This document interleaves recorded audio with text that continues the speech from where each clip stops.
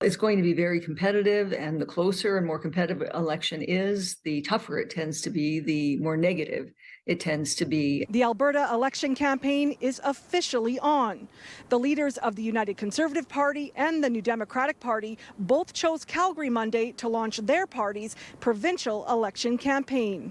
I'm also honored to be joined by the rest of our fantastic team of Calgary UCP candidates who are united in our commitment to move Alberta forward. For the record, and just to get this out of the way, my name is Rachel Notley, and I am running to be your premier. UCP leader Danielle Smith joined Calgary candidates in a residential neighborhood. Smith's message to kick off the campaign and the journey towards keeping a UCP majority in the province is focused on tax cuts. The new tax cut for all Albertans is just the beginning of what United Conservatives will do to help Alberta families.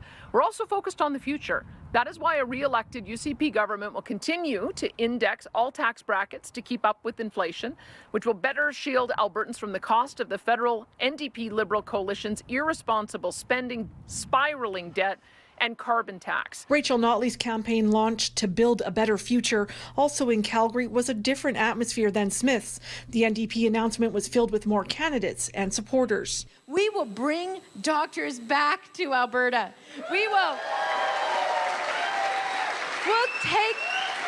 take the pressure off of our acute care. We'll reduce the number of people waiting in pain, and we will do more surgeries sooner. Both Smith and Notley didn't make a big deal about kicking off their campaigns in Calgary, but political scientist Lori Williams says that there isn't any question of the importance of Calgary in the upcoming election, with so many seats in play in the city. We've got some ridings that are in play, not just in Calgary, a few outside of Calgary as well, but the path to majority runs through Calgary for both parties, and so they're going to be spending a lot of time here, but also focusing a lot on the issues that concern Albertans more generally. Election day is May 29th, and throughout the month, Smith will be trying to keep the premier's seat, and Notley will be trying to prove that she can take the seat again.